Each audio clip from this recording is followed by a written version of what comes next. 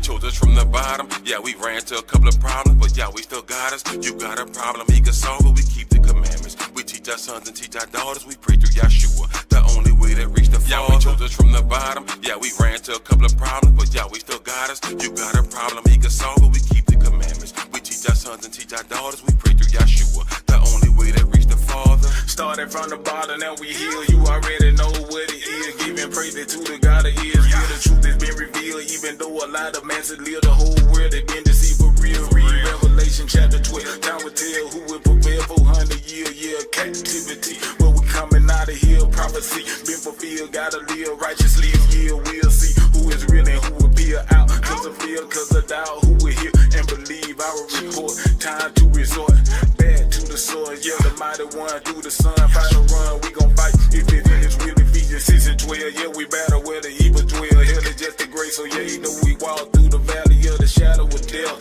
Who shall we feel? Come on. Cause salvation is near, even though it's a war going on. Gotta keep marching on. This is for my pills. Either have the ill here. It's time to go home, for real. Yeah, we chose us from the bottom. Yeah, we ran to a couple of problems, but yeah, we still got us. You got a problem, he can solve it. We keep the commandments. We teach our sons and teach our daughters. We pray through Yeshua, the only way to reach the Father. Yeah, we chose us from the bottom. Yeah, we ran to a couple of problems, but yeah, we still got us. You got a problem, he can solve it. We keep the commandments. We teach our sons and teach our daughters. We pray through Yeshua, the only way to reach the Father.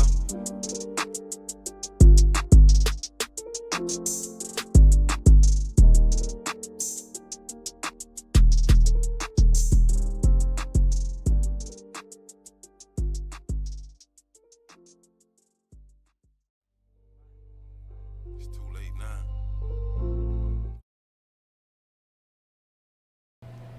Shalom Facebook, Shalom YouTube, welcome to our history class. Today we are in 1 Kings chapter 19. But before we get started, does anyone have any questions? No questions? Okay. I got something I statement though, I need to let you know. It was somebody on TikTok, they was on the name Acquiesce, but they was acting like they was you. But you know, I know it was not you. But they had a lot of they had some baptism, they had some your Sabbath services, you know what I mean? So when I told them who I was and I would go inside whatever, I told them they don't stop doing them, let them know because they pretend to be you to make money off TikTok. So I told them that I guess they blocked me or took the account down. I don't know which one they did, but now it said the account cannot be found, but it was somebody on TikTok pretending to be you, but I know it wasn't you though. Because I know the deacon that handles your TikTok, you know what I'm saying? So they did something to you? No, they was. Well, they took down what they had of us. They took it down, or they either blocked me one because I told them they don't stop pretending to be you. I was gonna let somebody know because they getting the videos from somebody here at the camp, so they were putting up there pretending to be because they had to get it somewhere. I don't know because I know I seen the baptism of somebody, you know what I mean, and some other stuff on that particular account. So when I asked who they was, just talk to them. They were like, "You don't see other stuff on my profile?" I'm like, hold on, no, they were trying to be you, so they put it out there. And I don't care if nobody like it. They can do what they want to do. They can shake something. They don't like it. I don't care. But yeah, they're trying to be baptism on Facebook anyway. But I mean, it was somebody, like I said, it was on TikTok. They were pretending to be you, but I knew it wasn't you. You know what I'm saying? Pretending to be me? Yeah. They're like, don't you see Elder Yourself on the profile? So they were pretending to be you. You know what I mean? Ask who they was. That became a problem. I mean, they would just say who they was, being cool, but they were pretending to be you, and got your Sabbath service up there and everything, and you know, I mean, so and all our stuff on there. Yeah, pretending to be you. That is crazy. That sounds like weed right there. Well, sometimes imitation is a sincerest form of flattery. I don't know what that means or what they're trying to do. Right. But you say they took it all down? Well, they blocked me one or two. Either Did took they it drop down. you or they took it down? Yeah, 1 or 2. They put our stuff up. Yeah. They got my picture up there, right? Yeah, your Sabbath services. Yeah. Sabbath service, the whole Sabbath service? I didn't look at if it was the whole Sabbath service, but it's your Sabbath services though. I can't look at it no more because they done blocked me or they took it down one.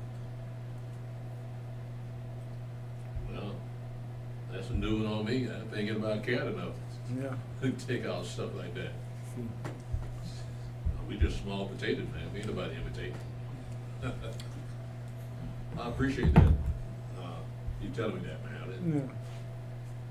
Because I kind of get the feeling that I'm looking at some more brothers out on TikTok and Instagram, and some of the stuff sound like the stuff we be teaching. Almost word for word. So I don't know what's going on, because it seems like they all know what we know now. So I don't. They using Yahweh and Yahshua? They don't go in that direction. They talk about us as a people, what we should be doing, and that we're the children of Israel and all that. So as far as name go, they don't talk about the name so much. They had one brother on there that going straight down the same path we went, but he started using Yahweh. But you know, Elder, a lot of people that's online, they're like, we have to leave America. America's about to be destroyed. We're the Israelites, and we're going to the wilderness. Even though they use some of the other names, but that's what they're saying. A lot of, I mean, people waking up. There's a lot of people out there saying we gotta leave America, about to be destroyed. We're finna leave America, and they using different names, and some use Yahweh's name. But there's a lot of groups out there, a lot of people out there, individuals. They're saying the same thing. It's time for us to go. America about to be destroyed, and we're the Jews and we're the Israelites, you know what I mean? Or Israelites, Hebrew Israelites, and you know what I mean? It's a lot of them out there, you know. Other than also the indigenous groups that's out there. You know what I mean? I just had talked to somebody I knew for a long time today, you know, and you know, he had sent me something say solar return day, you know, the day my born day, so the solar return day. I'm like, I don't know what that is. I call him and I got some more business calls to make. And you know, he's with the indigenous stuff too, you know what I mean? So you know, it's crazy how it's spreading. But. Yeah, well, that's one way the word getting out. So I'm not gonna. If they're not against us, they're for us. Right. So, y'all be doing all that, man. I just don't feel like I'm worthy for them to be copying. Right. Yeah. But let's go ahead and get started. That it, my brother? That's it. Okay. Let's go ahead and get started. Again, we are in 1 Kings chapter 19. Verse 1. And Ahab told Jezebel all that Elijah had done, and withal how he had slain all the prophets with the sword. Then Jezebel sent a messenger unto Elijah, saying, So let the gods do to me, and more also, if I make not thy life as the life of one of them by tomorrow about this time. Now, when I read that verse, I found it kind of strange, because she's threatening a man that could cause fire to come out of heaven. Fools. Threatening him. So, go with that. Let's continue to see what happens. Go ahead, Stephen. 1 Kings chapter 19, verse 3. And when he saw that, he arose and went for his life, and came to Beersheba, which belongeth to Yehudah, and left his servant there. Now, that's something else is strange. He's actually scared Right. and on the run. After he called on Yahweh to cause fire to come down, burn up all the sacrifices, look about all the water around the altar, now he's scared. I mean, there's a lot of things that we don't know. Yeah. What type of man he was. I mean, he wasn't afraid of nobody, but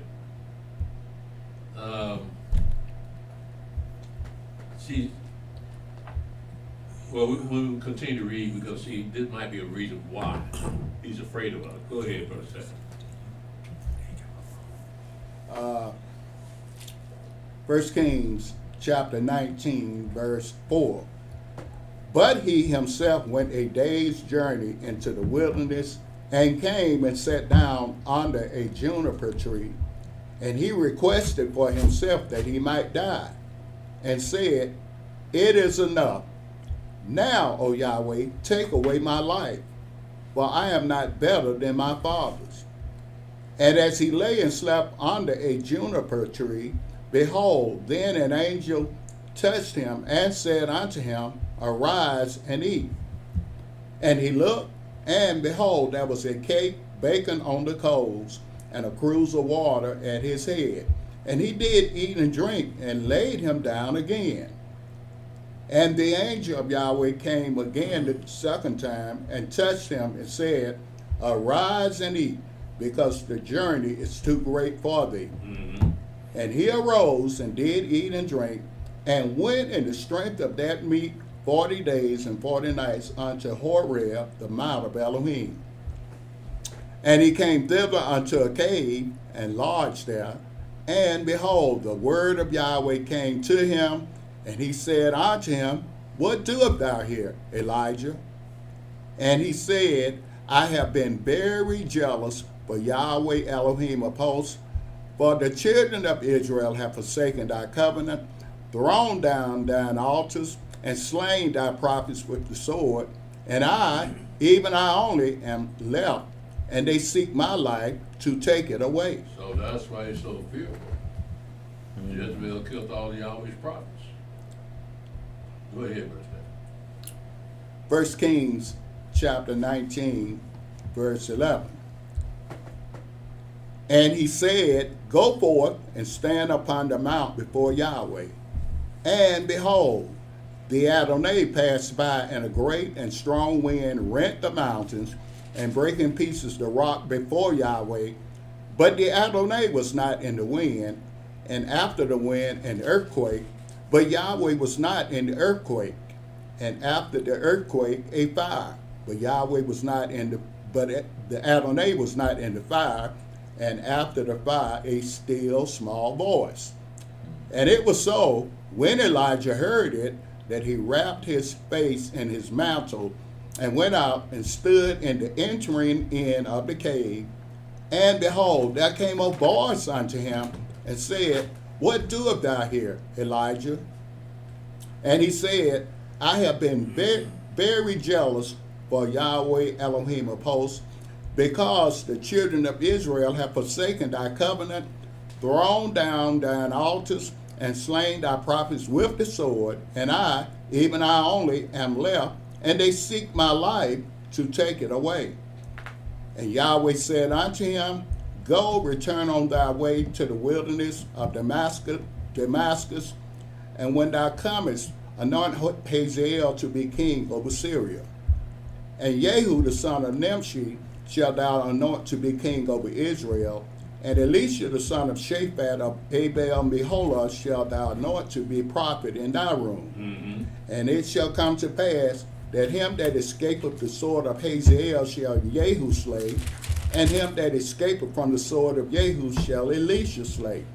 Yet I have left me 7,000 in Israel, all the knees which have not bowed unto Baal, and every mouth which have not kissed him. Mm-hmm. So he departed thence, and found Elisha the son of Shaphat, who was plowing with 12 yoke of oxen before him, and he whipped the 12th. And Elijah passed by him, and cast his mantle upon him. And he left the oxen, and ran after Elijah, and said, Let me, I pray thee, kiss my father and my mother, and then I will follow thee. And he said unto him, Go back again, for what have I done to thee? And he returned back from him, and took a yoke of oxen, and slew them, and boiled their flesh with the instruments of the oxen, and gave unto the people, and they did eat. Then he arose and went after Elijah, and ministered unto him. Mm-hmm. And Ben-Hadad, the king of Syria, gathered all his hosts together, and there were 32 kings with him, horses and chariots. And he went up and besieged Samaria, and warred against it.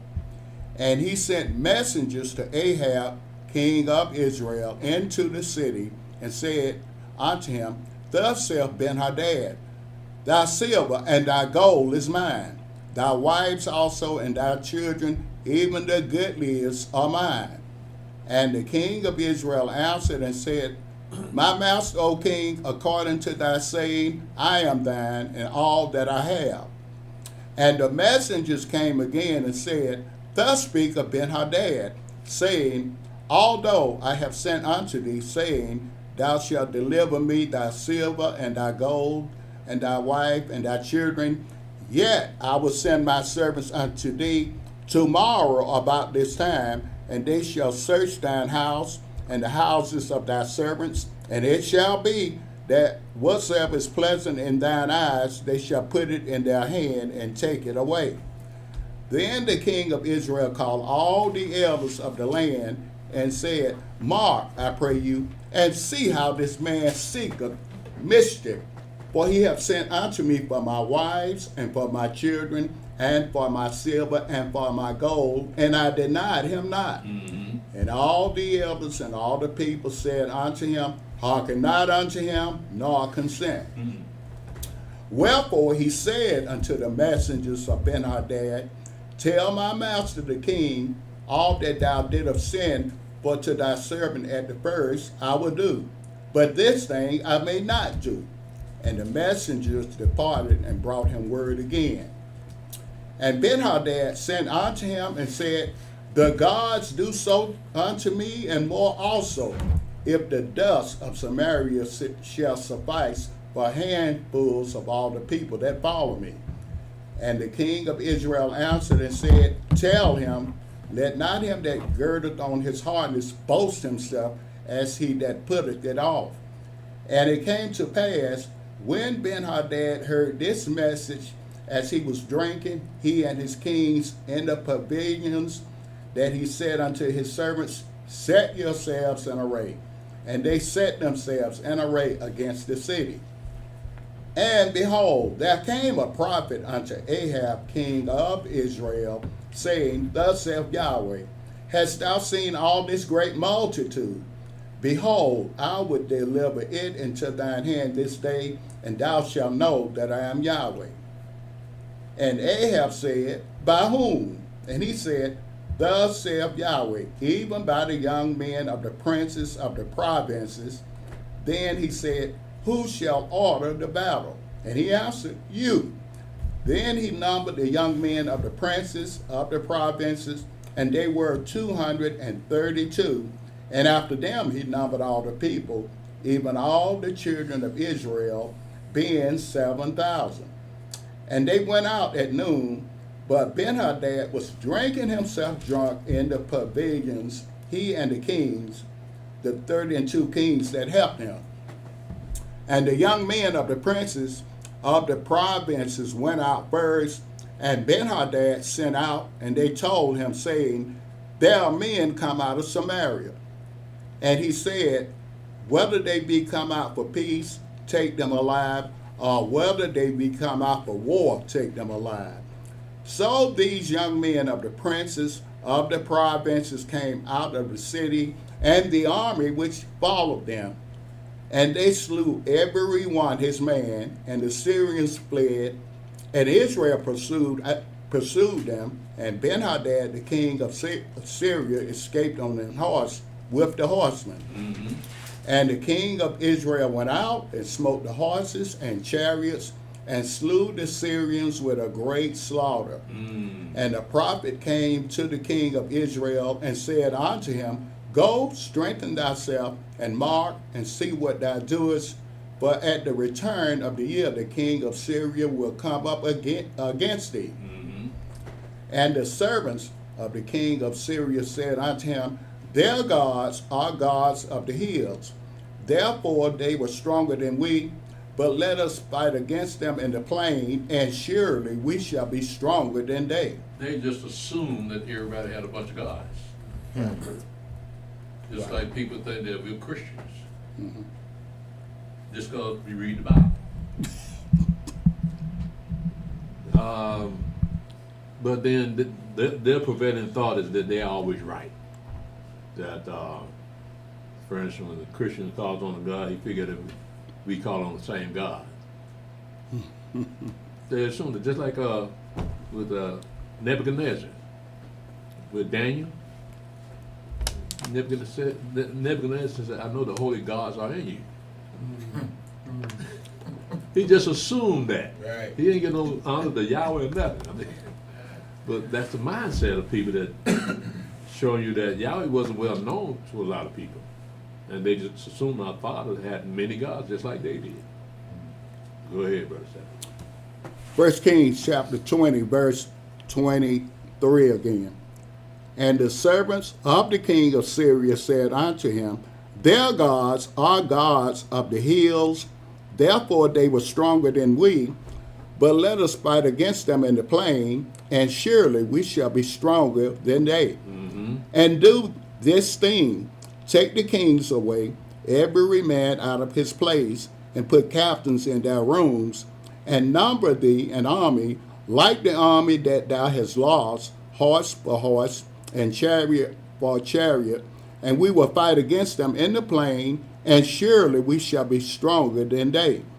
And he hearkened unto their voice, and did so. And it came to pass at the return of the year, that Benhadad numbered the Syrians, and went up to Aphek to fight against Israel. And the children of Israel were numbered, and were all present, and went against them. And the children of Israel pitched before them like two little flocks of kids. But the Syrians filled the country. And there came a man of Elohim, and spake unto the king of Israel, and said, Thus saith Yahweh, because the Syrians have said, Yahweh is the God of the hills, but he is not God of the valleys. Therefore will I deliver all this great multitude in thine hand, and you shall know that I am Yahweh. And they pitched one over against the other 7 days. And so it was, that in the 7th day the battle was joined, and the children of Israel slew of the Syrians 100,000 footmen in 1 day. But the rest fled to Aphek into the city, and there a wall fell upon the 27,000 of the men that were left. And Benhadad fled and came into the city, into an inner chamber. And his servants said unto him, Behold now, we have heard that the kings of the house of Israel are merciful men. Let us, I pray thee, put sackcloth on our loins and ropes upon our heads, and go out to the king of Israel. Perhaps he will save thy life.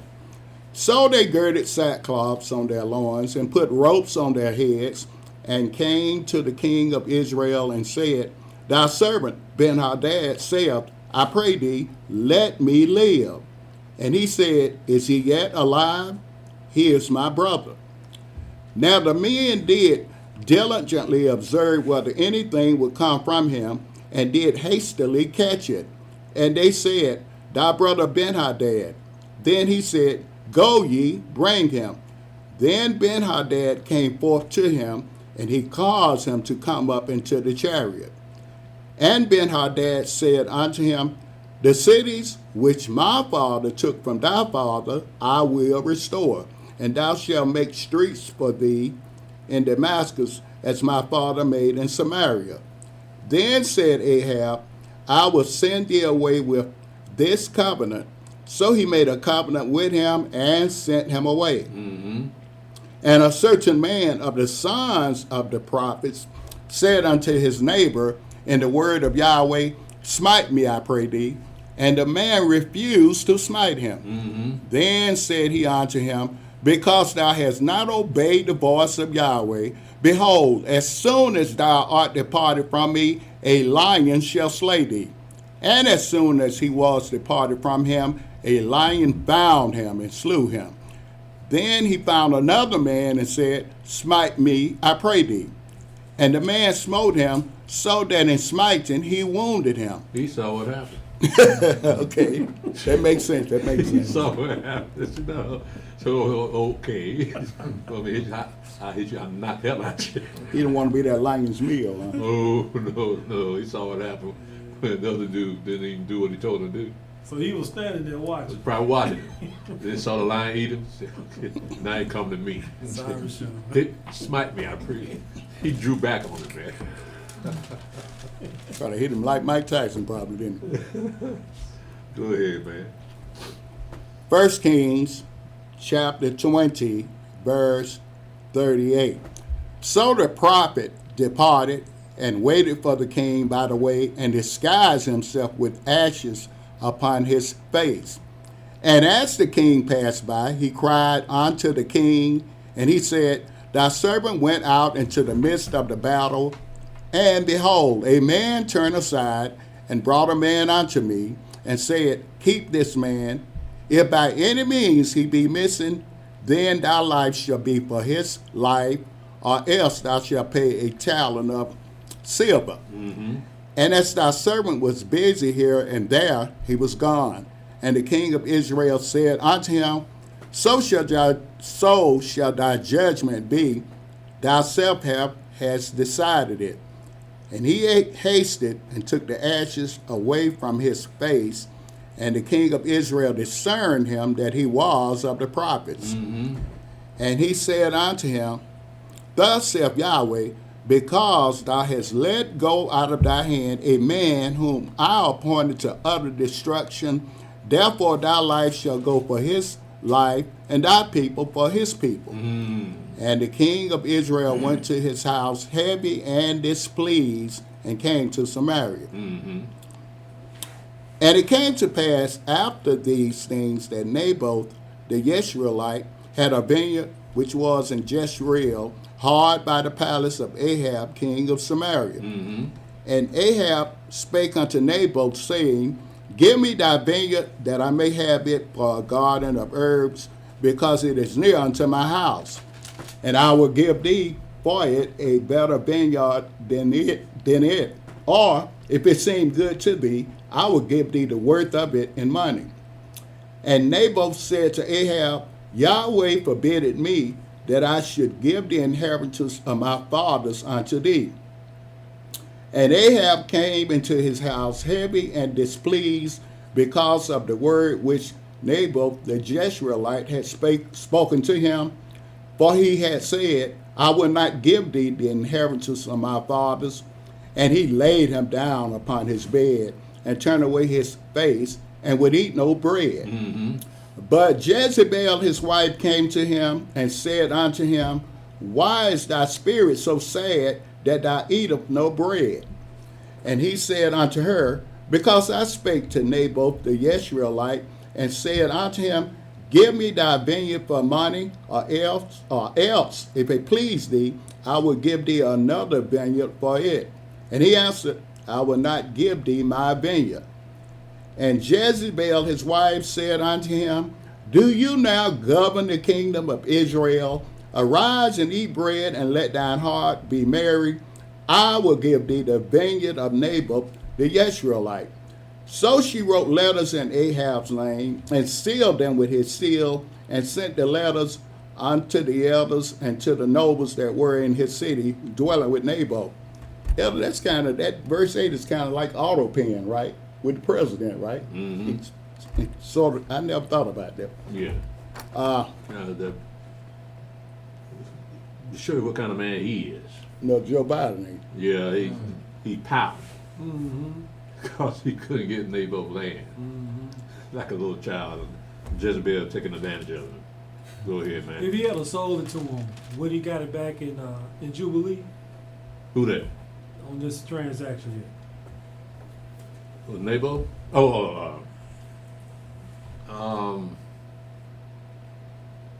Yeah, sure. You should get it back. Okay. But Naboth may not be around 50 years later, bro. Neither his sons either. So But they would have a record of it, so in that yeah, time they should have a record of it. But suppose something happened to the rest of his family. Yeah, with this cat on board, you probably would. Yeah, it should go back to him in the Jubilee. Let's see here. In verse 2, he says, And Ahab spake unto Naboth, saying, Give me thy vineyard, that I may have it for a garden of herbs, because it is near unto my house.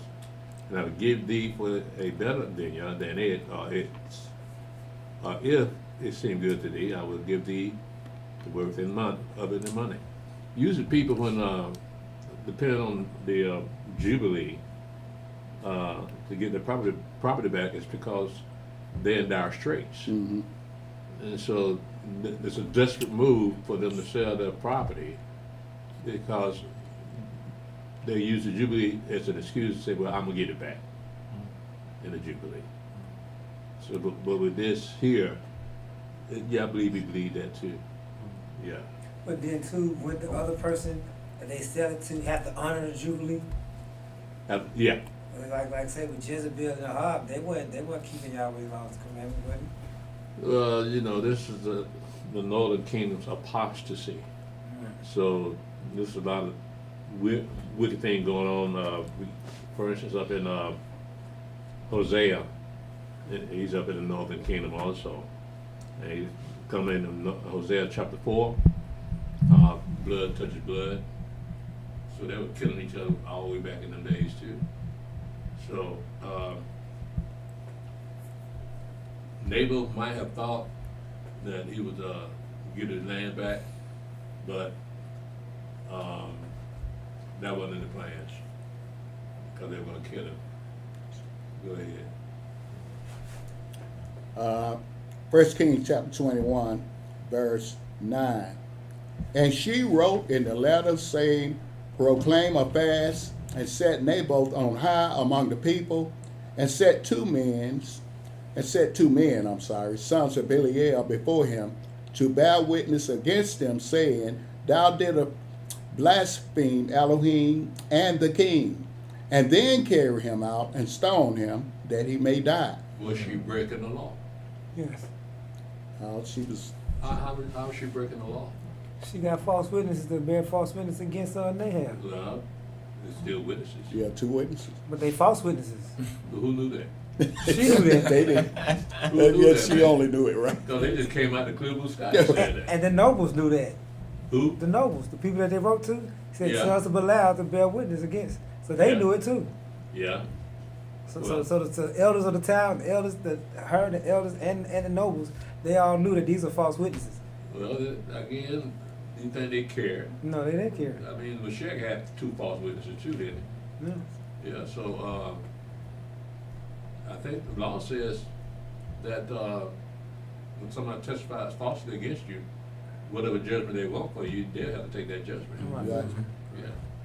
So with this here, well, y'all were gonna get Jezebel back anyway, but nevertheless, just for this, right? Because she thought she could slide by with that law, saying you gotta have two witnesses.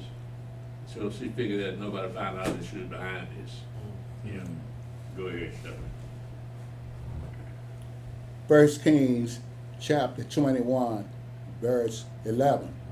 And the men of his city, even the elders and the nobles who were the inhabitants in his city, did as Jezebel had sent unto them, and as it was written in the letters which she had sent unto them. So they were all corrupt. She had a lot of power over these people. Go ahead, Brother Stephanie. Verse 12. They proclaimed a fast and set Naboth on high among the people. And there came in two men, children of Belial, and sat before him. And the men of Belial witnessed against him, even against Naboth, in the presence of the people, saying, Naboth did blaspheme Elohim and the king. Then they carried him forth out of the city and stoned him with stones that he died. Now, his son got stoned to death too in 2 Kings chapter 9. So that whole family has lost their property, has lost their lives. So, and Jubilee, who's going to go back to? Go ahead, Steph. 1 Kings chapter 21, verse 14. Then they sent to Jezebel, saying, Naboth is stoned and is dead. And it came to pass, when Jezebel heard that Naboth was stoned and was dead, that Jezebel said to Ahab, Arise, take possession of the vineyard of Naboth the Yisraelite, which he refused to give thee for money. For Naboth is not alive, but dead. And it came to pass, when Ahab heard that Naboth was dead, that Ahab rose up to go down to the vineyard of Naboth the Yisraelite to take possession of it. And the word of Yahweh came to Elijah the Tishbite, saying, Arise, go down to meet Ahab king of Israel, which is in Samaria. Behold, he is in the vineyard of Naboth, whither he is gone down to possess it. And thou shalt speak unto him, saying, Thus saith Yahweh, Hast thou killed and also taken possession? And thou shalt speak unto him, saying, Thus saith Yahweh, In the place where dogs lick the blood of Naboth, shall dogs lick thy blood, even thine. And Ahab said to Elijah, Hast thou found me, O mine enemy? And he answered, I have found thee, because thou hast sold thyself to work evil in the sight of Yahweh. Behold, I will bring evil upon thee, and will take away thy posterity, and cut off from Ahab him that pisses against the wall, and him that is shut up and left in Israel.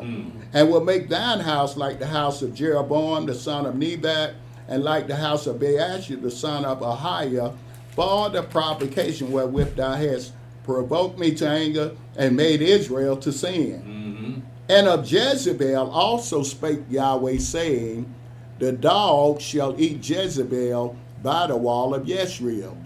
Him that dieth of Ahab in the city, the dog shall eat, and him that dieth in the fields shall the fowls of the air eat.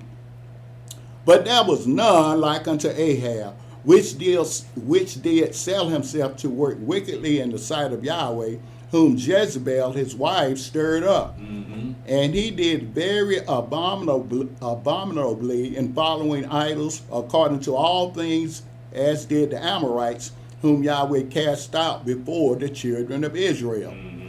And it came to pass, when Ahab heard those words, that he rent his clothes, and put sackcloth upon his flesh, and fasted, and lay in sackcloth, and went softly.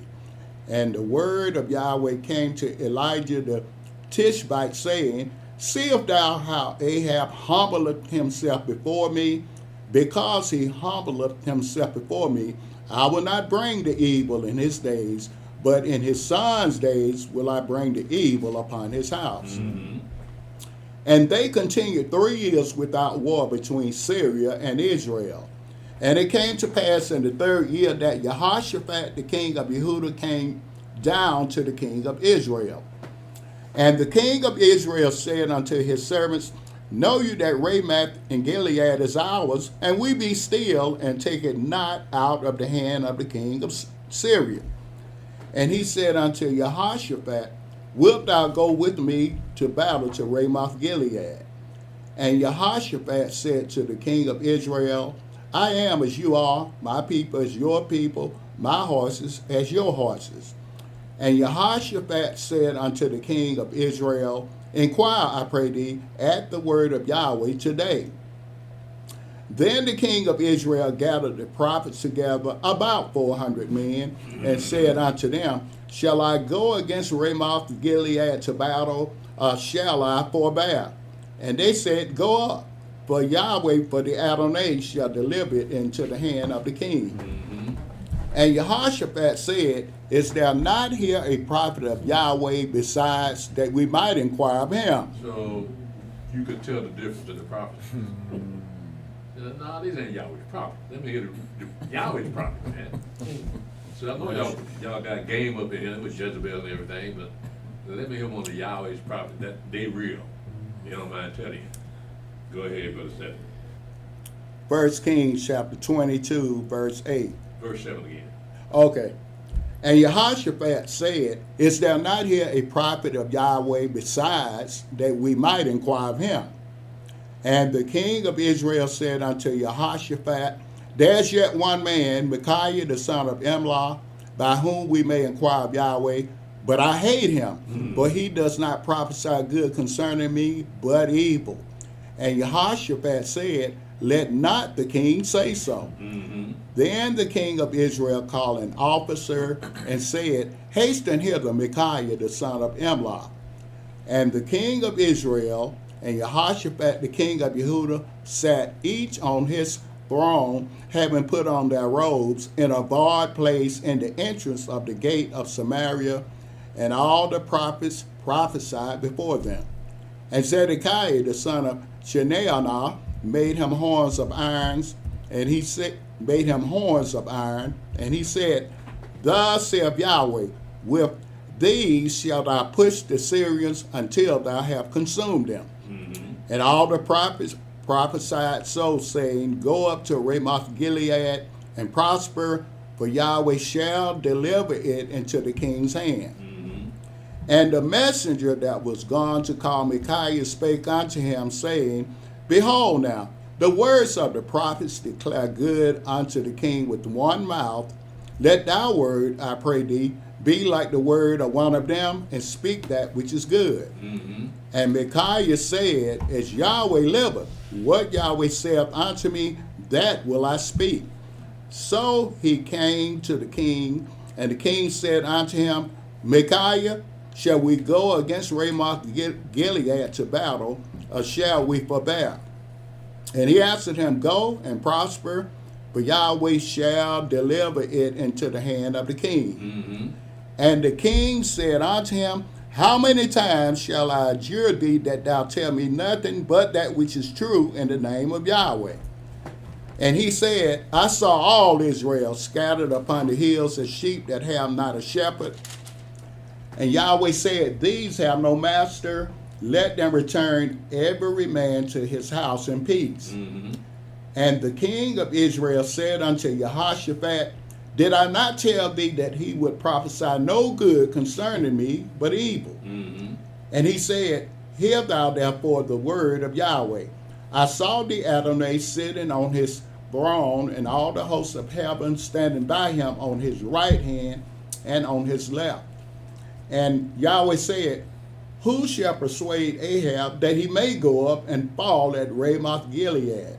And one said on this manner, and another said on that manner. And there came forth the Spirit, and stood before Yahweh, and said, I will persuade him. And Yahweh said unto him, Wherewith? And he said, I will go forth, and I will be a lying spirit in the mouth of all his prophets. And he said, Thou shalt persuade him, and prevail also. Go forth and do so. Now therefore, behold, Yahweh hath put a lying spirit in the mouth of all these thy prophets, and Yahweh hath spoken evil concerning thee. Mm-hmm. But Zedekiah, the son of Chenaanah, went near and smote Micaiah on the cheek, and said, Which way went the spirit of Yahweh from me to speak unto thee? And Micaiah said, Behold, thou shalt see in that day when thou shalt go into an inner chamber to hide thyself. And the king of Israel said, Take Micaiah and carry him back unto Amon, the governor of the city, and to Joash, the king's son, and say, Thus saith the king, Put this fellow in prison, and feed him with bread of affliction and with water of affliction, until I come in peace. Mm-hmm. And Micaiah said, If thou return at all in peace, Yahweh have not spoken by me. And he said, Hearken, O people, every one of you. He told him that he was going to fall at Ramoth Gilead, but he didn't take him seriously. And he said that he told them to take Micaiah away to feed him with the bread of affliction and with water of affliction, because he didn't give him good news that he was going to win the battle. Right, so it's interesting that they found this man when Jezebel had killed all of Yahweh's prophets. But they found this one. Go ahead, brother. 1 Kings chapter 22, verse 29. So the king of Israel and Jehoshaphat, the king of Yehudah, went up to Ramoth Gilead. And the king of Israel said unto Jehoshaphat, I will disguise myself and enter into the battle, but put thou on thy robes. And the king of Israel disguised himself and went into the battle. But the king of Syria commanded his 32 captains that had rule over his chariots, saying, Fight neither with small nor great, save only with the king of Israel. Mm-hmm. And it came to pass, when the captains of the chariots saw Jehoshaphat, that they said, Surely it is the king of Israel. And they turned aside to fight against him, and Jehoshaphat cried out. You got set up? Mhm. Ahab set him up. He's naive. He didn't question, why you want me to keep on my robe? Right. And you put on regular clothes. What's up with that? Didn't ask him that at all. Because he thought it was his brother. You know, say, you my brother, I'm your brother. So I ain't got nothing fear for you, right? Ahab got game. See, they're gonna look for me. They're gonna see him. Yeah, that's cold. That's cutthroat, bro.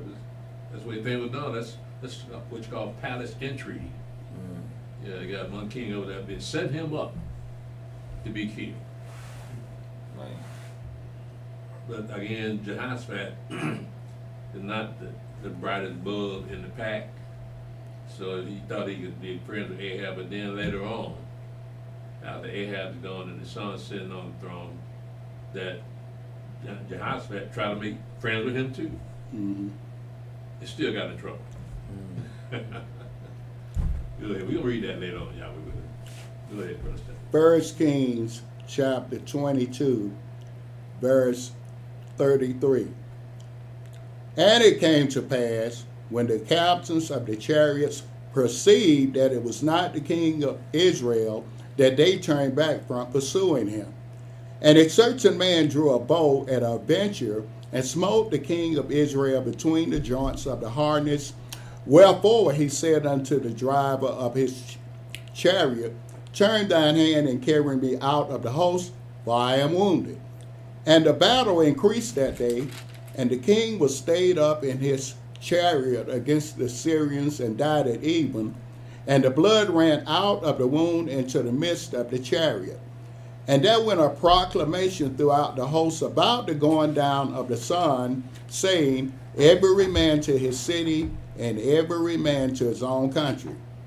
So the king died, and was brought to Samaria, and they buried the king in Samaria.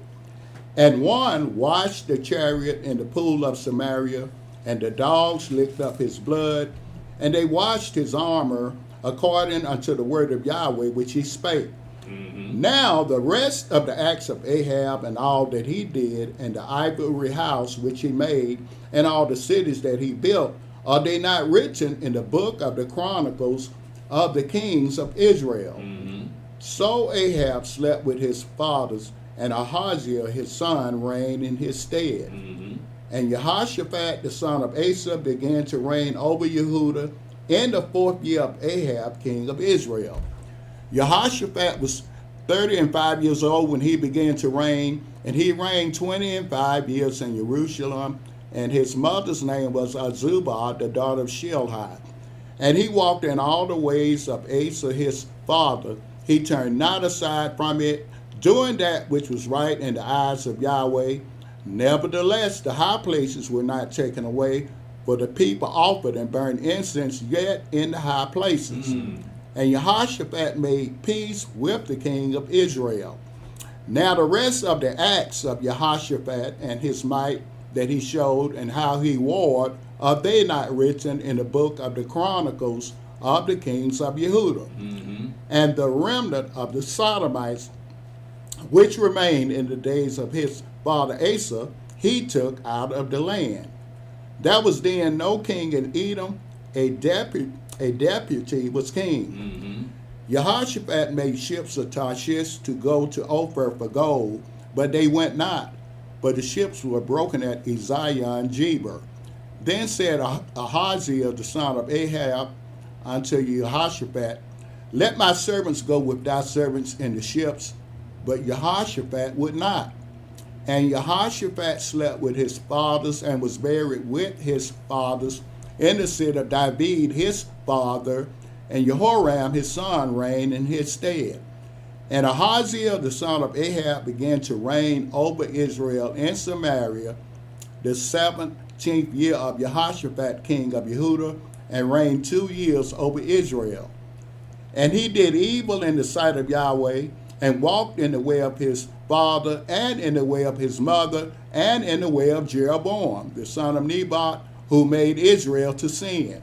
For he served Baal, and worshipped him, and provoked to anger Yahweh Elohim of Israel, according to all that his father had done. So the people in the northern kingdom was just like just so he was like the Democrat Party today.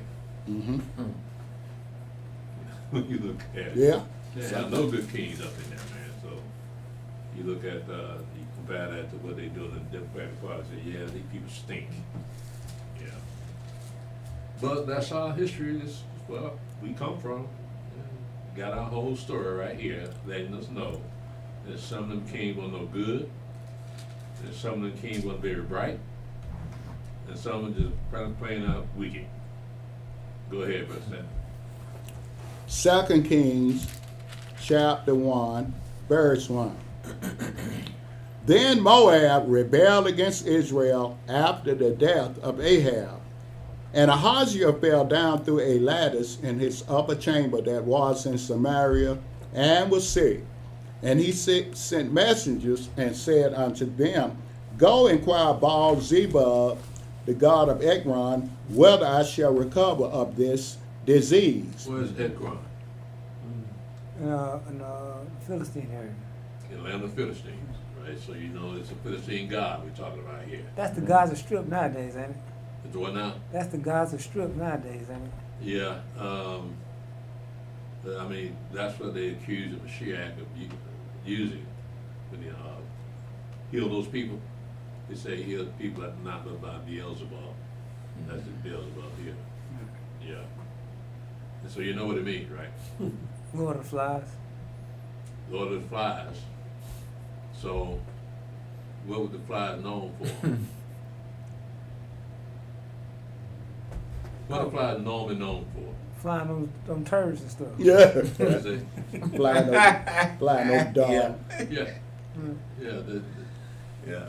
They fly over piles of dung. So that's what this is a sneaky way that the children of Israel are referring to Baal-zebub. Now they call them Baal-zebub, but they define them. It was a disrespectful term. Yeah. Go ahead, Brother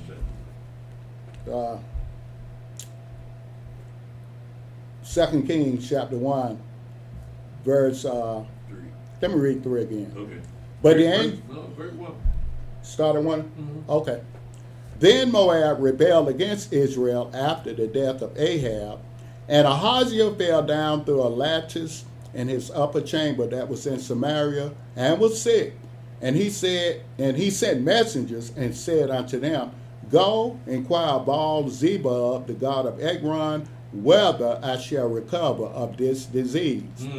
But the angel of Yahweh said to Elijah the Tishbite, Arise, go up to meet the messengers of the king of Samaria, and say unto them, Is it not because there is not a God in Israel that you go to inquire Baal-zebub, the god of Ekron? Now therefore, thus saith Yahweh, Thou shalt not come down from that bed on which thou art gone up, but shall surely die. And Elijah departed. And when the messengers turned back unto him, he said unto them, Why are you now turned back?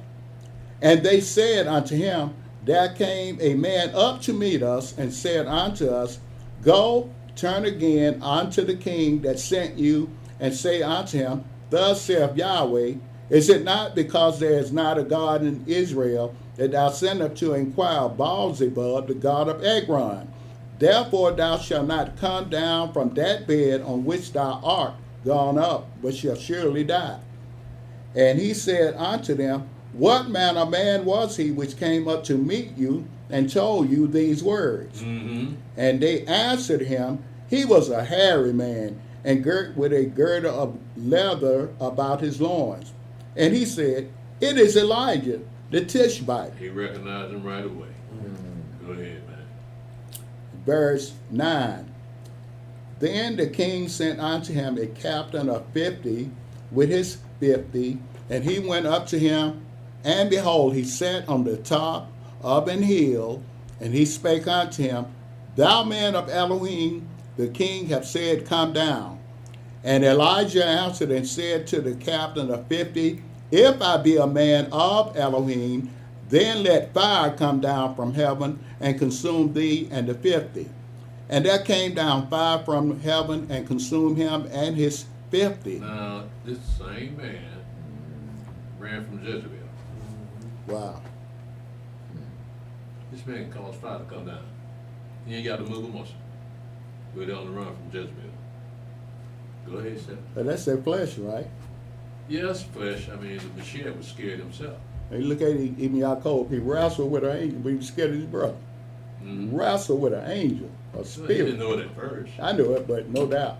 He wrestled with him. Yeah, well, that's something, that's a feather can stick in his cap. But I'm saying he did know it afterward because he hit him on the side, right? So Yeah. he knows something supernatural. Yeah, that don't make no sense at all.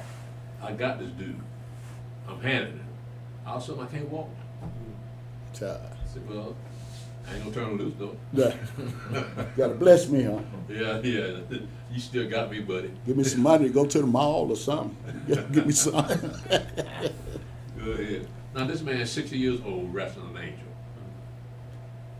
And he handled it too. Go ahead, Stephen. 2 Kings chapter 1, verse 11. Mm-hmm. Again, also he sent unto him another captain of 50 with his 50. And he answered and said unto him, O man of Elohim, thus have the king said, come down quickly. And Elijah answered and said unto them, if I be a man of Elohim, let fire come down from heaven and consume thee and thy 50.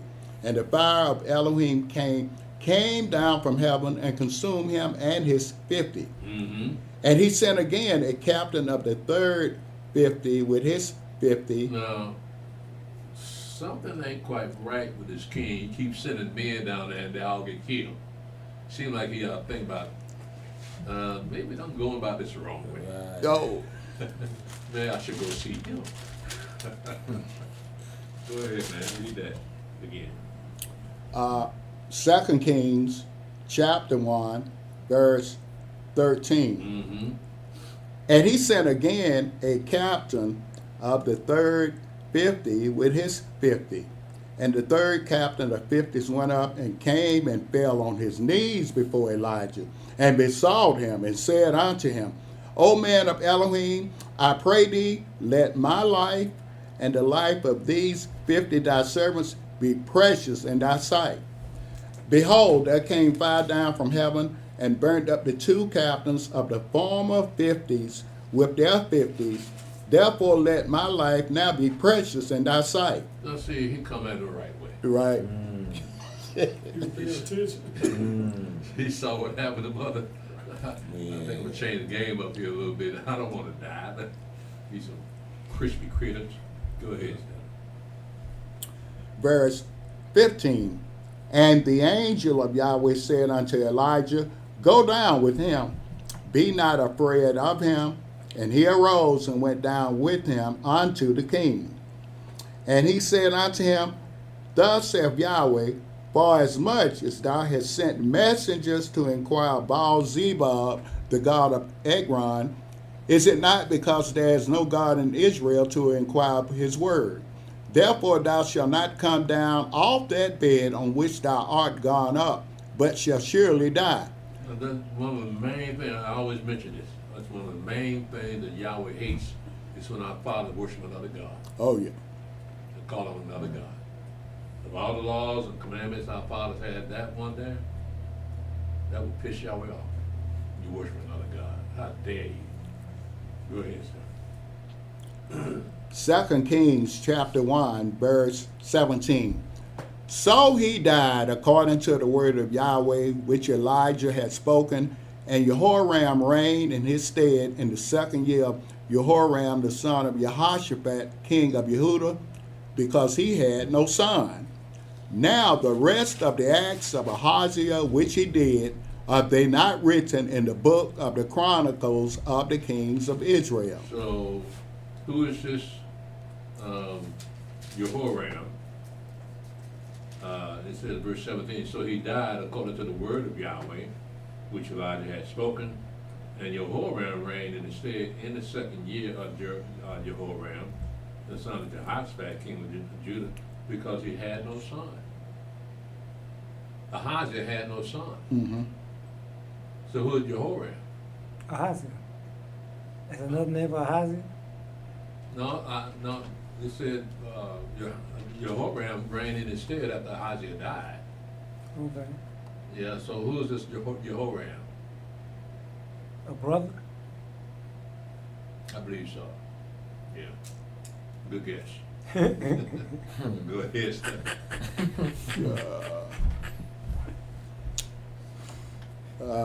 2 Kings chapter 2, verse 1.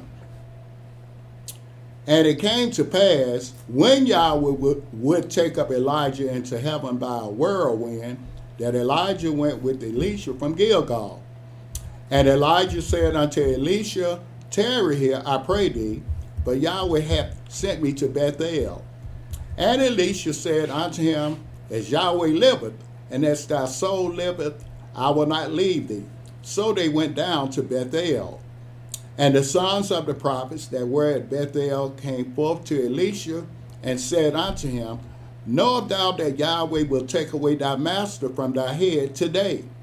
And he said, yea, I know it, hold you your peace. Mm-hmm.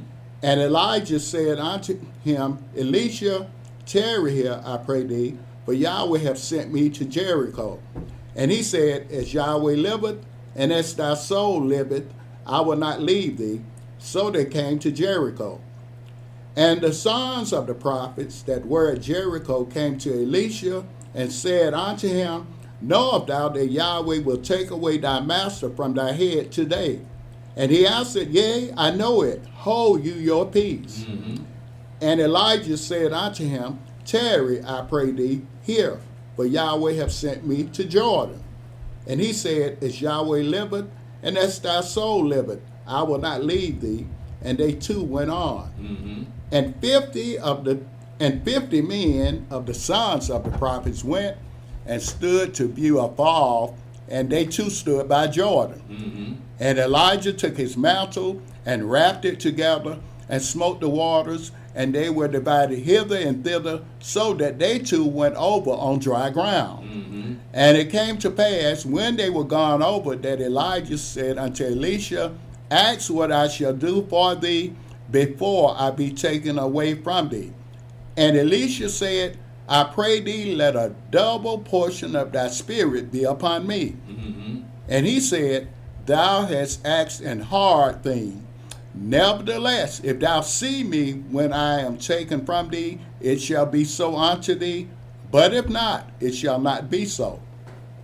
And it came to pass, as they still went on and talked, that behold, there appeared a chariot of fire and horses of fire, and parted them both asunder. And Elijah went up by a whirlwind into heaven. And Elisha saw it, and he cried, my father, the chariot of Israel and the horsemen thereof. And he saw him no more, and he took hold of his own clothes and rent them in two pieces. He took up also the mantle of Elijah that fell from him, and went back and stood by the bank of Jordan. And he took the mantle of Elijah that fell from him, and smote the waters, and said, where's Yahweh Elohim of Elijah? And when he had also smitten the waters, they parted hither and thither, and Elisha went over. Mm-hmm. And when the sons of the prophets which were to view at Jericho saw him, they said, the spirit of Elijah does rest on Elisha. And they came to meet him, and bowed themselves to the ground before him. And they said unto him, behold now, there be with thy servants 50 strong men. Let them go, we pray thee, and seek thy master, lest perhaps the spirit of Yahweh have taken him up and cast him upon some mountain or into some valley. And he said, you shall not sin. And when they urged him till he was ashamed, he said, sin. They sent therefore 50 men, and they sought 3 days, but found him not. And when they came again to him, for he tarried at Jericho, he said unto them, did I not say unto you, go not? And the men of the city said unto Elisha, behold, I pray thee, the situation of this city is pleasant, as my master saith, but the water is naught, and the ground barren. And he said, bring me a new cruse, and put salt therein. And they brought it to him. And he went forth unto the spring of waters, and cast the salt in there, and said, thus saith Yahweh, I have healed these waters. there shall not be from thence any more death or barren land. Mm-hmm. So the waters were healed unto this day, according to the saying of Elisha, which he spake. Mm-hmm. And he went up from thence unto Bethel, and as he was gone up by the way, there came forth little children out of the city, and mocked him, and said unto him, Go up, thou bald head, go up, thou bald head. And he turned back and looked on them, and cursed them in the name of Yahweh. And there came forth 2 she-bears out of the wood, and tear 42 children of them. And he went from thence to Mount Carmel, and from thence he returned to Samaria. That was kind of hardcore right there. These are, it said little children. Yeah. Do you think how Alicia got sick and died on this sick bed? It goes back to this incident right here. Was that? Was When Alicia got sick, he was sick, he died on the sick bed. Do you think he got sick like that because of what he did to these children? You think? No, I think that was a warning to everybody. What he did to those children. Now, because nothing he does is wrong in Yahweh's sight. He just prophesy with a double portion of that prophecy, right? But he's got an attitude problem.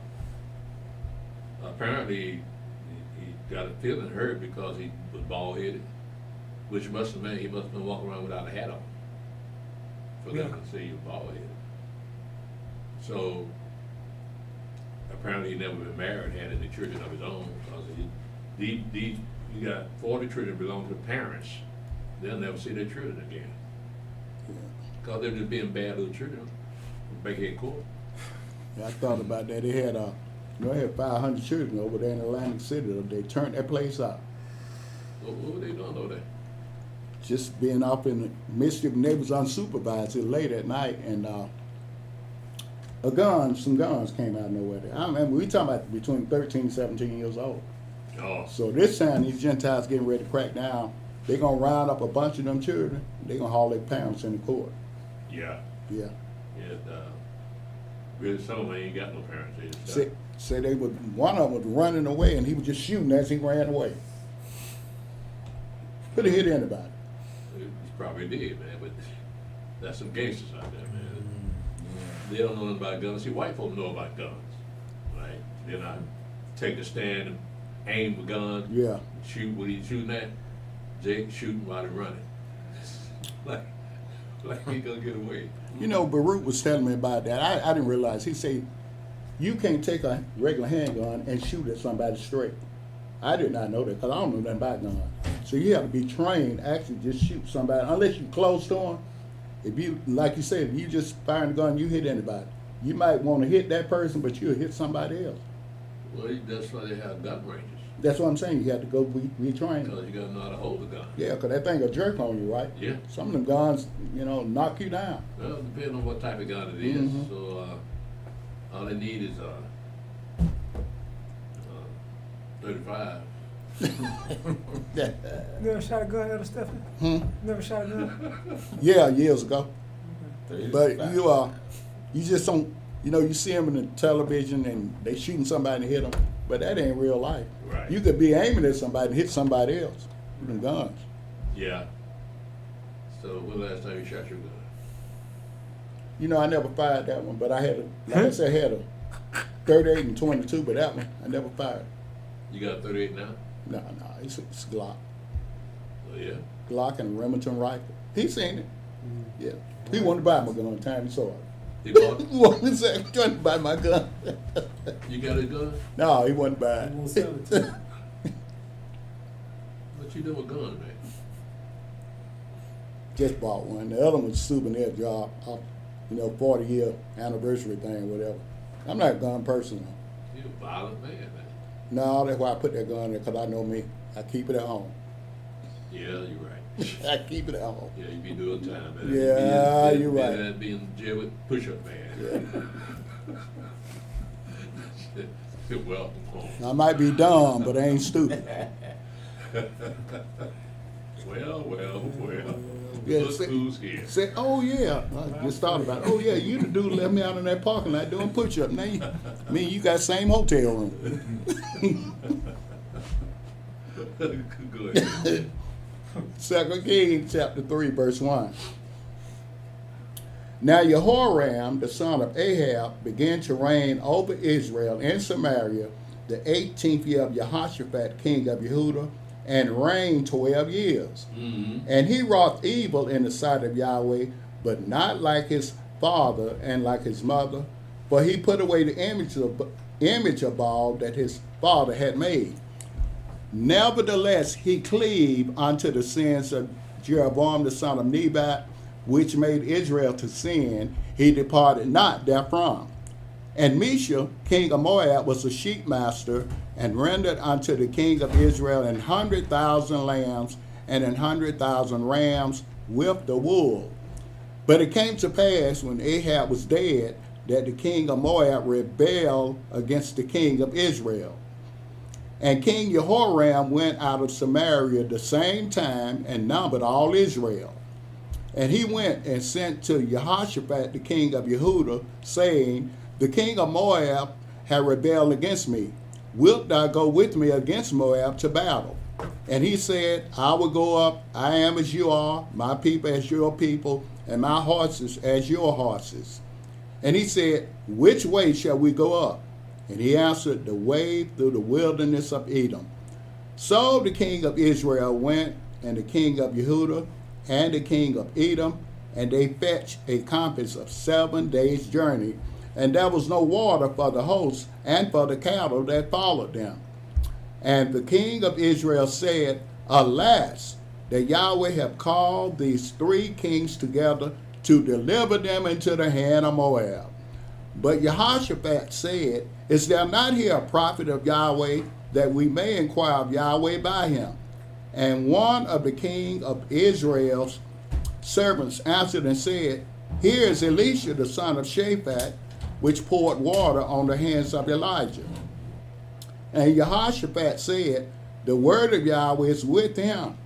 So the king of Israel and Jehoshaphat and the king of Edom went down to him. And Elisha said unto the king of Israel, What have I to do with thee? Get thee to the prophets of thy father, and to the prophets of thy mother. And the king of Israel said unto him, Nay, for Yahweh have called these 3 kings together to deliver them into the hand of Moab. And Elisha said, As Yahweh of hosts liveth, before whom I stand, surely, were it not that I regard the presence of Jehoshaphat the king of Yehudah, I would not look toward thee, nor see thee.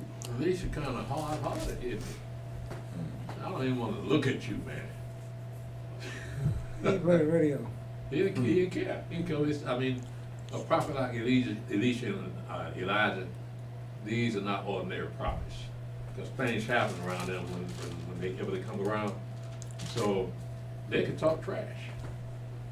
That, Elijah said, Yahweh saw what you did to Naboth. And now he's looking at Elisha, said, I don't even like being around you. If it wasn't for Jehoshaphat, I wouldn't even talk to you. Oh. Now, you got the king of Edom there too, though. Go ahead, Steph. 2 Kings chapter 3, verse 14. I'm going to read it again. And Elisha said, As Yahweh of hosts liveth, before whom I stand, surely were it not that I regard the presence of Jehoshaphat the king of Yehudah, I would not look toward thee, nor see thee. But now bring me a minstrel. And it came to pass, when the minstrel played, that the hand of Yahweh came upon him. Look how powerful music is. I mean, look at David. Mm-hmm. They played the music that chilled out King Saul. Now look what he's doing here. So you got to wonder, did our fathers sing to each other when they talked? No doubt, bro. It might have been Some rap. singing people. Because, I mean, he's singing now. He's singing his prophecies. And you go back into the law, and you wonder, was Yahweh singing those laws to our fathers, the commandments to our fathers at Mount Sinai? Don't them young boys, they do it on the slang. They doing the same thing today, right? The hip hop? With that rap, isn't that there when they're on the corner and stuff?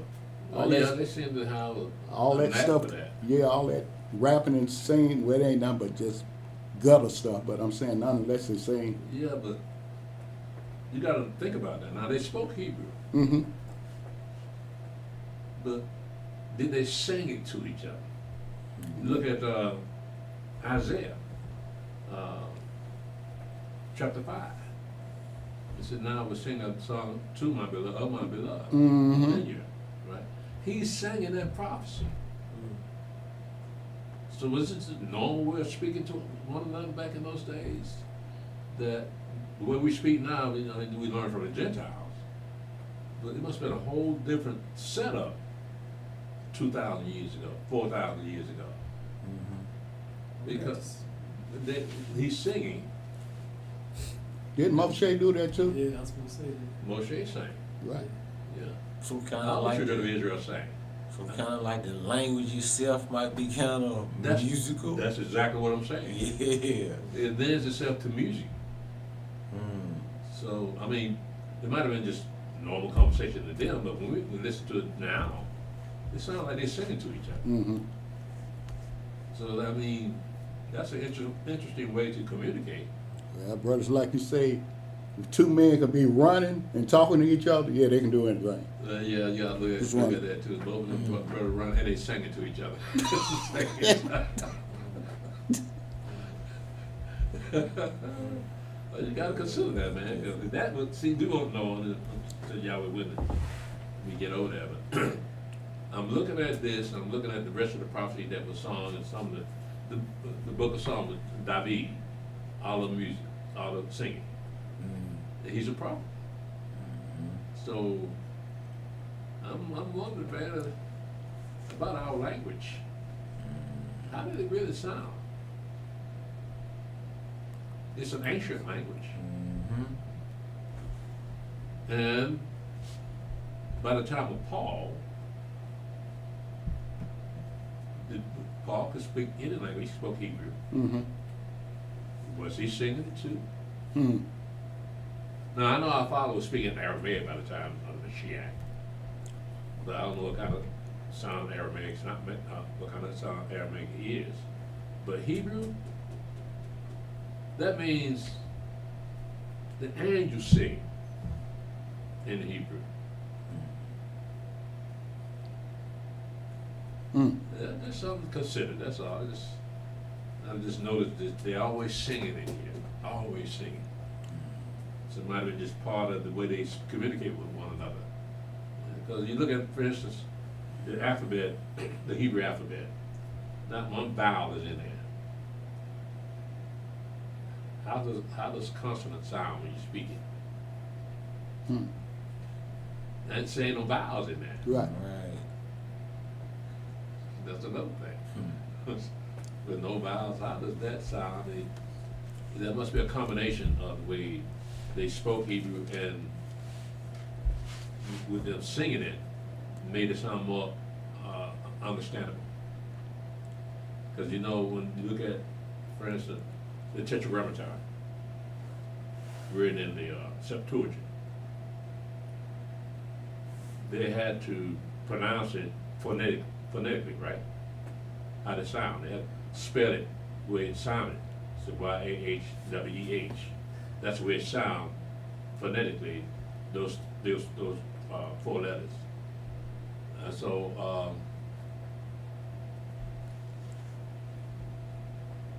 How does Hebrew sound with no vowels in it at all? Maybe that music was where they could bridge the gap. Because you're not having the vowels, but none of the consonants, so you can understand them better singing it. But again, the Canaanites spoke Hebrew too. Mm-hmm.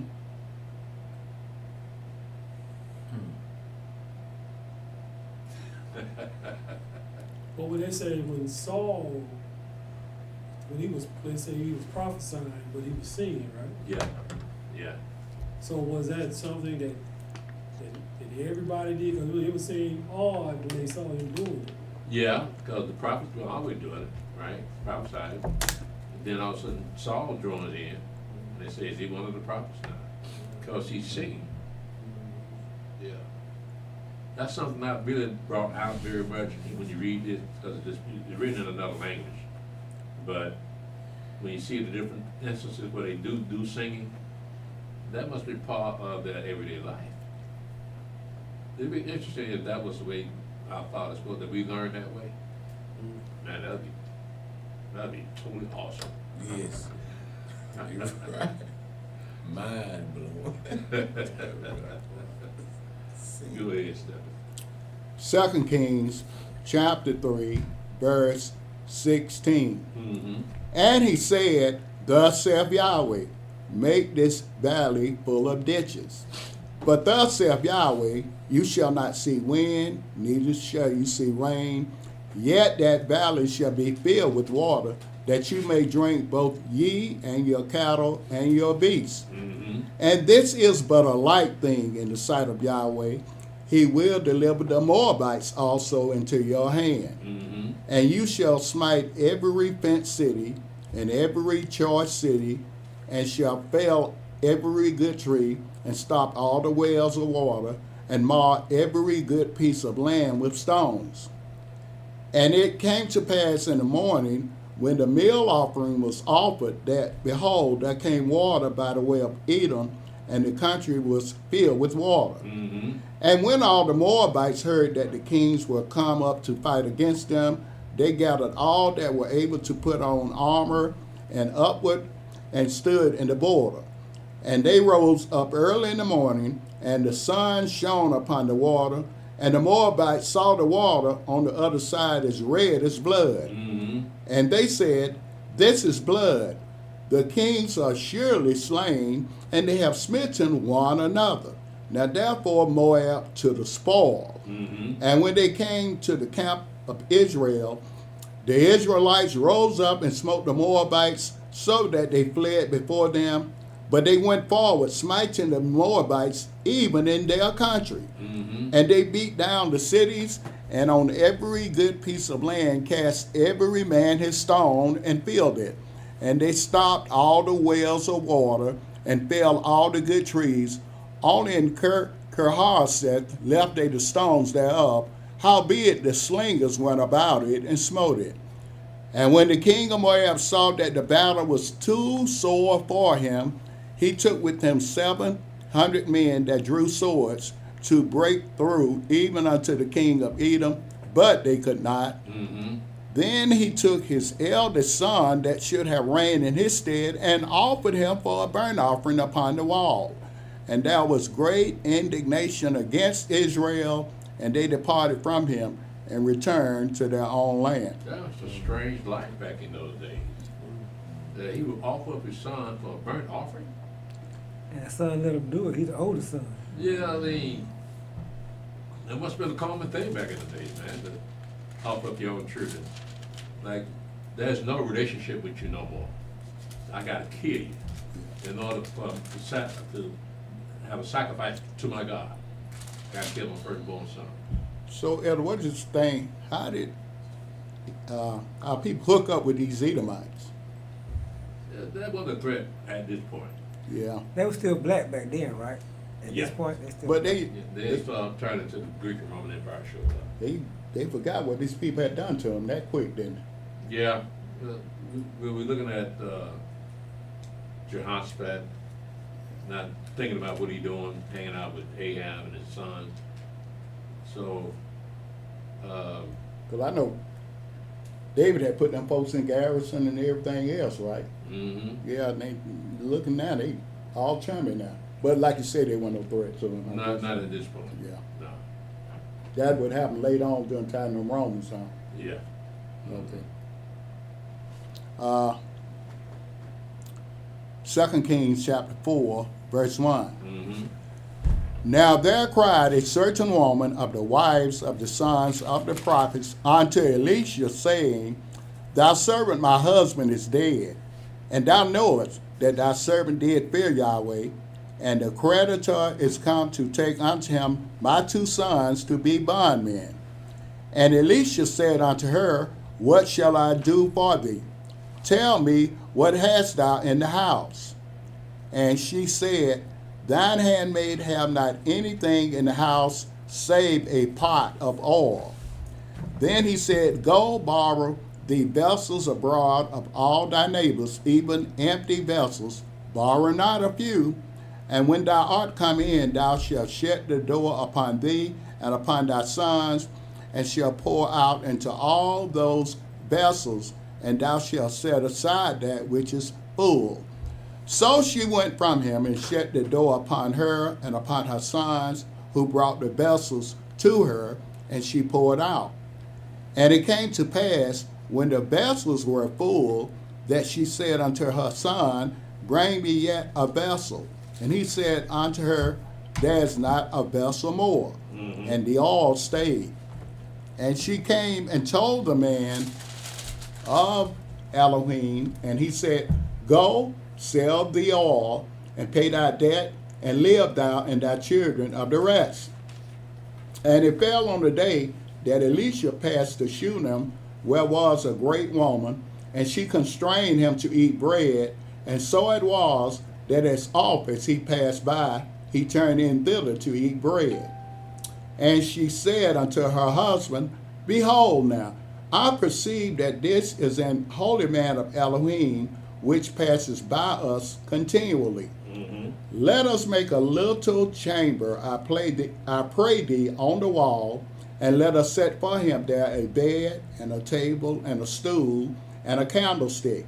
And it shall be, when he cometh to us, that he shall turn in thither. And it fell on the day that he came thither, and he turned into the chamber and lay there. And he said to Gehazi his servant, Call this Shunammite. And when he had called her, she stood before him.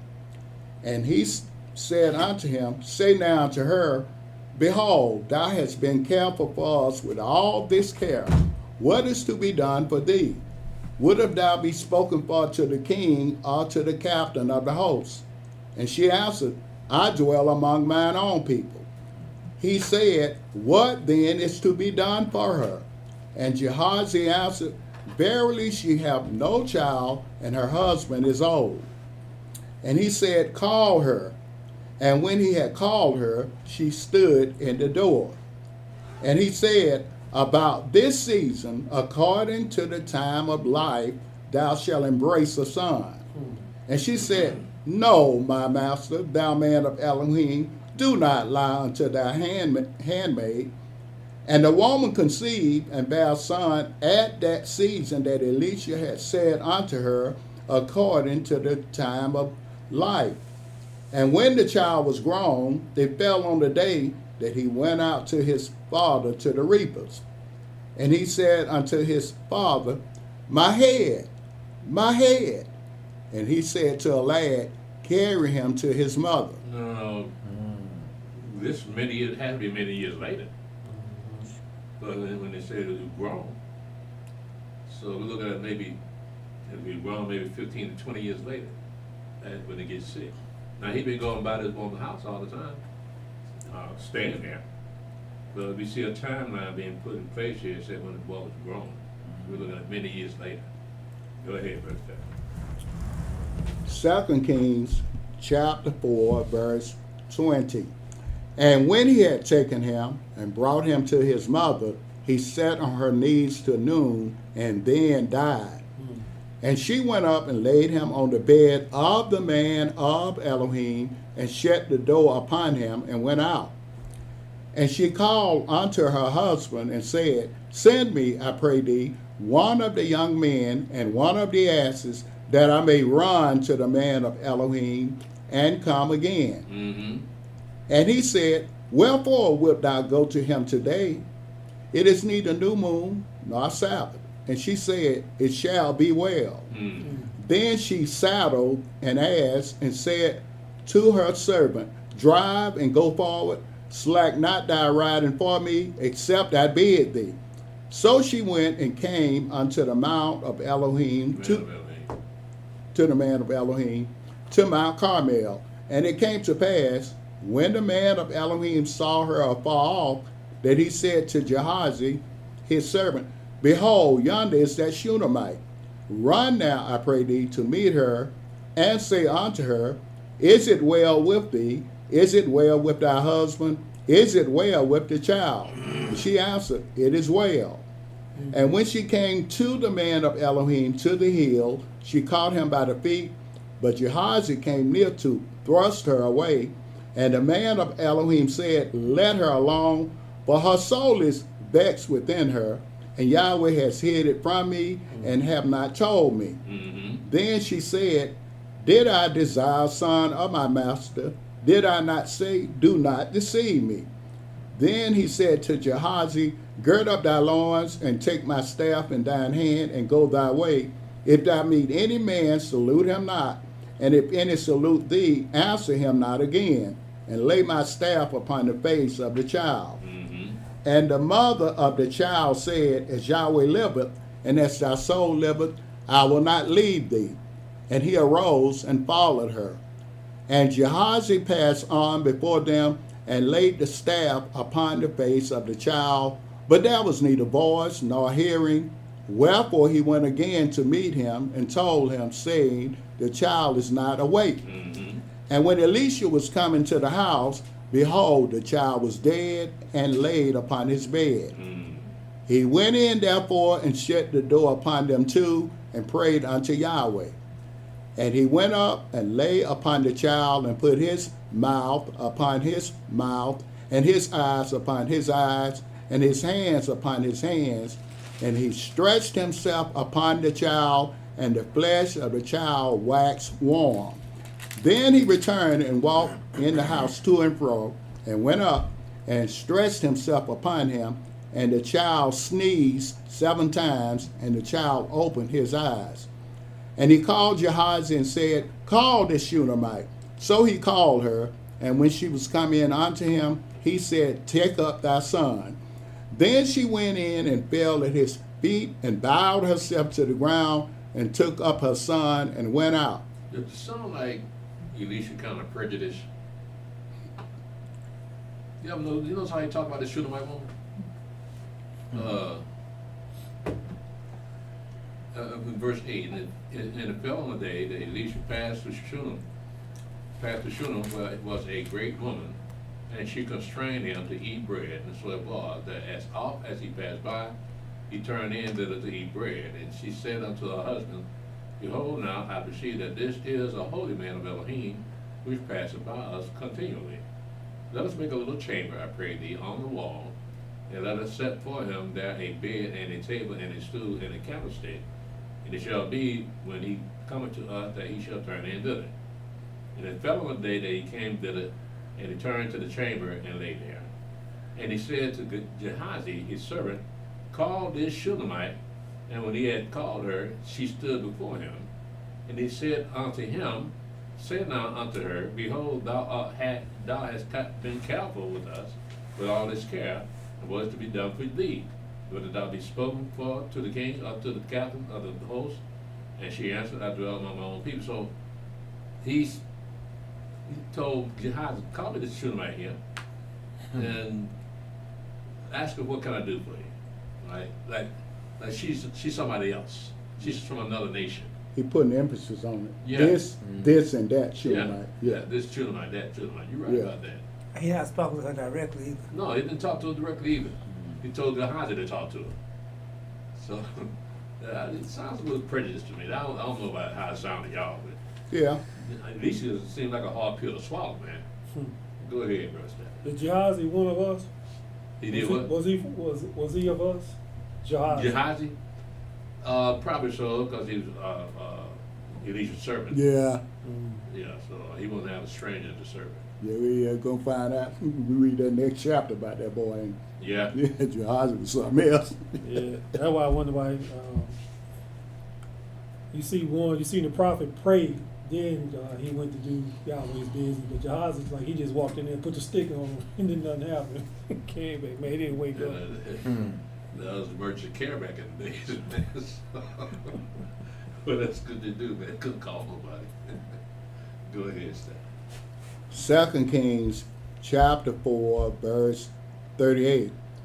And Elisha came again to Gilgal, and there was a dark in the land, and the sons of the prophets were sitting before him.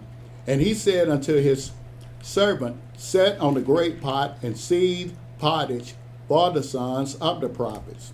And one went out into the field to gather herbs, and found a wild vine, and gathered thereof wild gourds his lap full, and came and shred them into the pot of pottage, for they knew them not. So they poured out for the men to eat. And it came to pass, as they were eating of the pottage, that they cried out and said, O thou man of Elohim, there's death in the pot. And they could not eat thereof. But he said, then bring meal. And he cast it into the pot. And he said, pour out for the people that they may eat. And there was no harm in the pot. And there came a man from Baal Shalisha, and brought the man of Elohim bread of the first fruits, 20 loaves of barley, and full ears of grain in the husk thereof. And he said, give unto the people that they may eat. And his servitor said, what should I set this before 100 men? He said again, give the people that they may eat. But thus saith Yahweh, they shall eat and shall leave thereof. So he set it before them, and they did eat, and left thereof according to the word of Yahweh. All right, Brother Stephen, I'm stuck right here. I don't want to rush into chapter 5 because chapter 5 has a lot to say. I'm going to take my time going through it, so I'm going to stop here and open up the floor for questions. Does anyone have any questions? All right, let's see.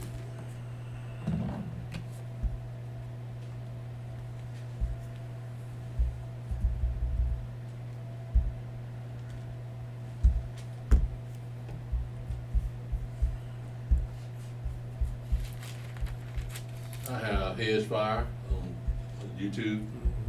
Shalom Heads. Shalom Brother Adrian. Shalom, Brother Adrian.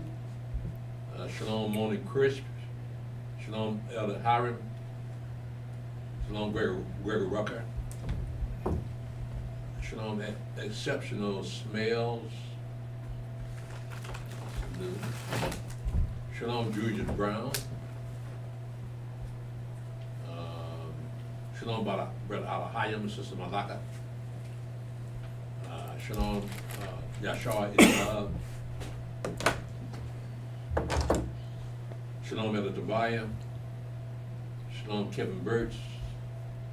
Shalom Avisha Judah. Shalom Brother Eliyahu Ben Israel.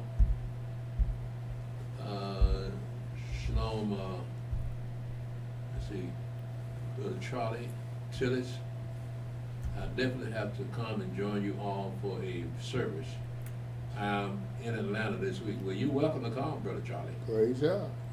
Drop on by. Do you check, go to our website, go to our website? Yeah, you can. Okay. Go to our website at www.thencci.org. We're going to put it up on the screen here. And just to make sure that you understand what we do here at NCCI, we're more of a family type setting. But just to be familiar, because we're not like Christian, we don't do the thing Christian do. So you might want to check us out on our website, see what we're about, and then come on out.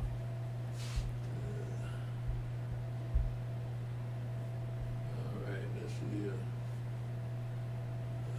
Shalom, Brother Benaiah. Shalom, Melinda Curry. Shalom, Kimberly Israel. Shalom, Sister Claudia McCrae. Shalom, Sister Navar. Shalom, Edra Ben Israel. Shalom, MSC. Shalom, Nia Depi. Shalom, Eshi Yasharala. Shalom, Heads Fire. Shalom, Elder. 2 questions, 2 Kings. 2 Kings. 2 Kings 2:15. Hi, Trump. Now I got a new name. Been around Donald Trump today. Let's see here. 2 Kings 2:15. How did the sons of the prophet know that the spirit of Elijah was now on Elisha? Well, let's go back and look at that. 2 and 15. And when the sons of the prophet were to view which were to view at Jericho saw him, they said, the spirit of Elijah does rest on Elisha. And they came to meet him and bowed themselves to the ground before him. Well, if you go back up a couple of verses, say start at verse 12, and it says that Elisha saw it when the whirlwind took Elijah away. And Elisha saw it and he cried, my father, the chariot of Israel, and the horsemen thereof. And he saw him no more, and took hold of his own clothes and rent them in two pieces. And they took up also the mantle of Elijah that fell from him, and went back and stood by the bank of Jordan. And he took the mantle of Elijah that fell from him, and smote the waters, and said, where is Yahweh Elohim of Elijah? And when also had split the water, they parted hither and thither, and Elisha went over. That's why they called him, they said that the spirit was on Elisha now, because of what he did at the river Jordan. Mm. Second Corinthians, those children Elisha cursed, could they have been of Esau's seed or another surrounding people in Bethel, just asking, knowing that we do not supposed to curse Israel? Now, those are Israelite children. So he got offended by what they were saying, so somebody didn't have any church that day. So, those Israelite churches, look at our churches today, they're the same ones. Of course, the children heard that a couple of bears ate their children. That wouldn't stop them sisters from coming down and raising hell.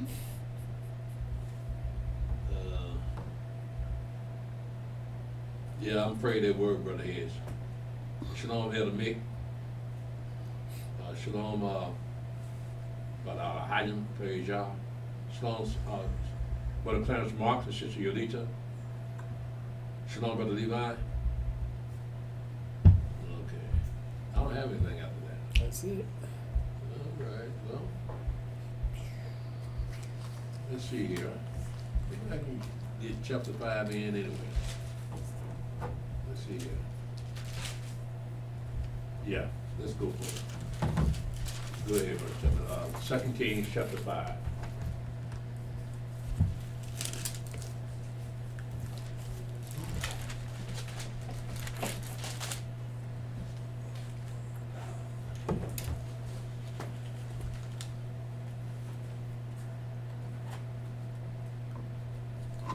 Second Kings chapter 5, verse 1. Now Naaman, captain of the host of the king of Syria, was a great man with his master and honorable, because by him Yahweh had given deliverance unto Syria. He was also a mighty man in valor, but he was a leper. And the Syrians had gone out by companies and had brought away captive out of the land of Israel a little maid, and she waited on Naaman's wife. And she said unto her mistress, would Elohim, my master, work with the prophet that is in Samaria, for he would recover him of his leprosy. And one went in and told his master, saying, thus and thus said the maid that is of the land of Israel. And the king of Syria said, Go, and I will send a letter unto the king of Israel. And he departed and took with him 10 talents of silver and 6,000 pieces of gold and 10 changes of raiment. And he brought the letter to the king of Israel, saying, now when this letter is come unto thee, behold, I have therewith sent Naaman my servant to thee, that thou mayest recover him of his leprosy. Mm-hmm. And it came to pass, when the king of Israel had read the letter, that he rent his clothes, and said, am I God to kill and to make alive, that this man does send unto me to recover a man of his leprosy? Wherefore consider, I pray you, and see how he seeketh a quarrel against me. And it was so, when Elisha the man of Elohim had heard that the king of Israel had rent his clothes, that he sent to the king, saying, Why hast thou rent thy clothes? Let him come now to me, and he shall know that there's a prophet in Israel. So Naaman came with his horses and with his chariot, and stood at the door of the house of Elisha.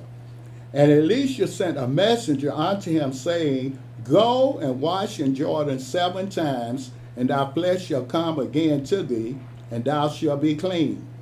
But Naaman was wroth, and went away, and said, Behold, I thought he would surely come out to me, and stand, and call on the name of Yahweh his God, and strike his hand over the place, and recover the lepers. See what kind of man Elisha is?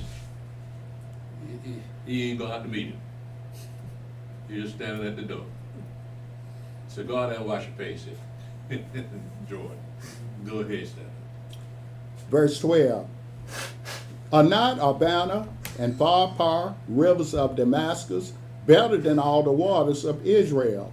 May I not wash in them and be clean? So he turned and went away in a rage. And his servants came near and spake unto him, and said, My father, if the prophet had bid thee do some great thing, would thou not have done it? How much rather then when he said to thee, Wash and be clean? Then he went down and dipped himself 7 times in Jordan, according to the saying of the man of Elohim, and his flesh came again like unto the flesh of a little child, and he was clean. And he returned to the man of Elohim, he and all his company, and came and stood before him. And he said, Behold, now I know that there is no God in all the earth but in Israel. Now therefore I pray thee, take a blessing of thy servant. But he said, As Yahweh liveth, before whom I stand, I will receive none. And he urged him to take it, but he refused. And Naaman said, Shall thou not then, I pray thee, be given to thy servant 2 mules burden of earth?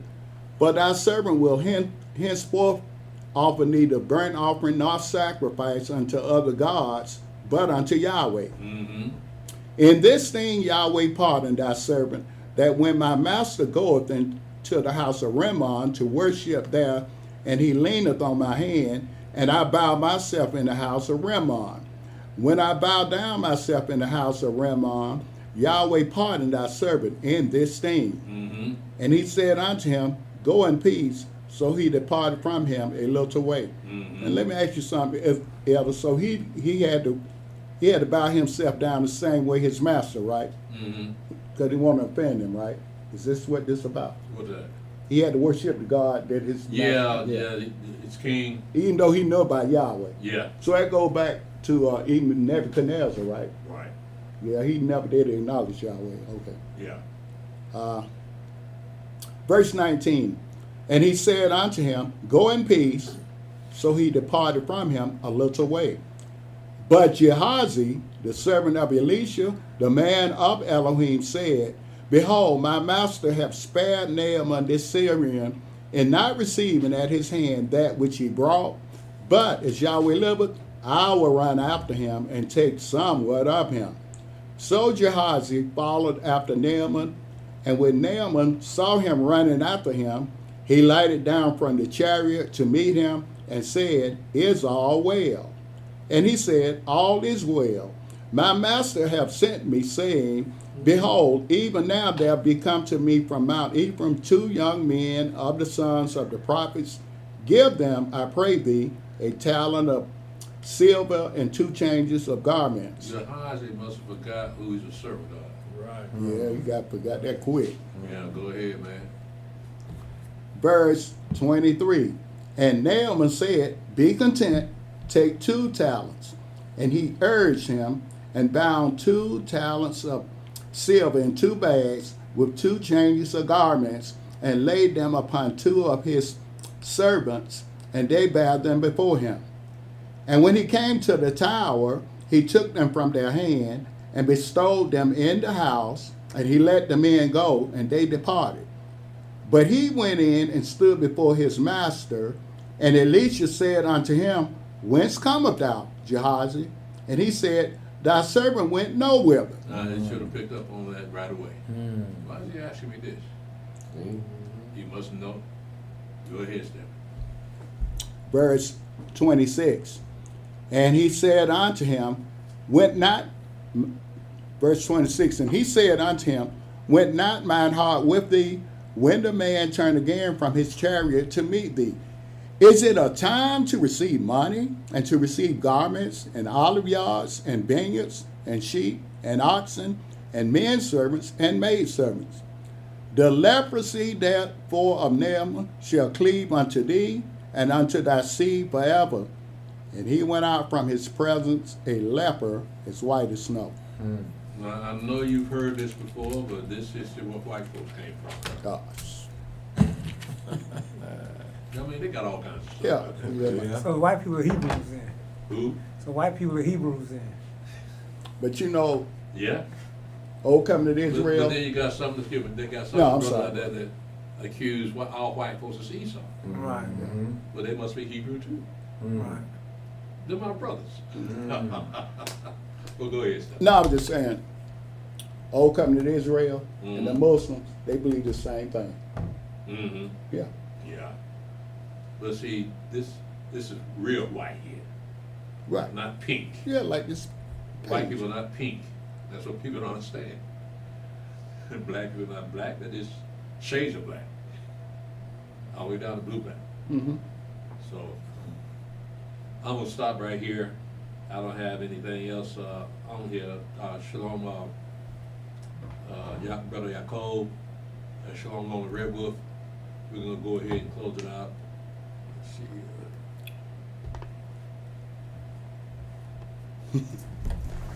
Trying to be slick. All right. Facebook, YouTube, thank y'all for joining us tonight. Join us. We can't join the sister class, so we're on Zoom. But join us on our Sabbath service this coming Shabbat. Yahweh willing, we'll have a Sabbath service and do those things that we're supposed to be doing on Yahweh's Sabbath, keeping it holy. So Yahweh bless you and keep you.